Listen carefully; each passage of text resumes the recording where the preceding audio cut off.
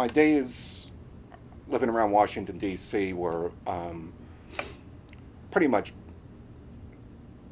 helped give me the bedrock of my personality, let's say. Um, and it was one of those magical times and the time was a very, very short time. But for example, if you were driving a car and there was a guy by the side of the road hitchhiking who had long hair, you were obligated to pick that guy up and take him wherever you wanted. If he needed money, you gave him money.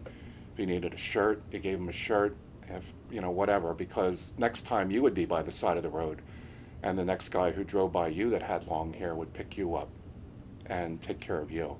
So I learned that spirit of giving and that spirit of sharing. And it started getting ugly after a while, but it's that short time period right there was just a very magical time.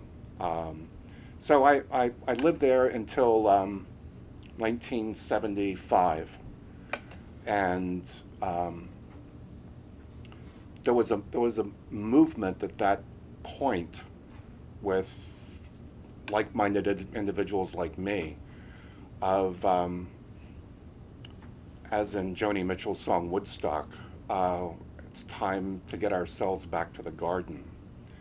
So there was a whole movement of people getting away from cities and growing their own food and the communal type setups that people had. And so we had my best friend who I went to school with, his girlfriend at the University of Maryland was 1 year older than us, and she was a interior design major. She came up here and she got a job with Armstrong, working for the Armstrong Corporation. And my same friend, his elder sister was also friends with this girlfriend, and she would come up to visit this girl up here. Well, she decided to move up here, and she answered an ad in one of the penny savers, and this guy was looking for a roommate. And so she decided to move in with this guy, platonically to begin with, and it was in an old farmhouse south of town here, just north of Quarryville.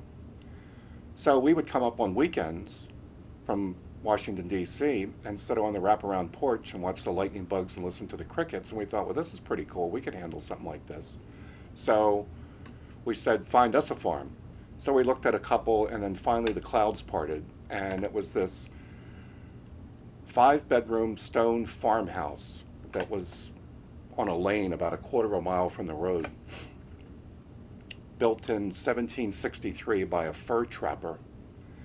It was on 40 acres of land with a huge barn with horses frolicking around in the pasture. There was a stream going through the property. And at that time, we were paying somewhere around $650, $700 to rent an entire house around Washington, D.C. Well, what do you want for this place? Well, we gotta have $400. It's like, okay. So we yard saled everything that we owned, got rid of everything, so we wouldn't have to move a bunch of stuff up here. And we moved up here with pots and pans, our record albums, a mattress, and some clothes, and that was it. And we had saved up enough money in our jobs down there that we didn't have to work for a while.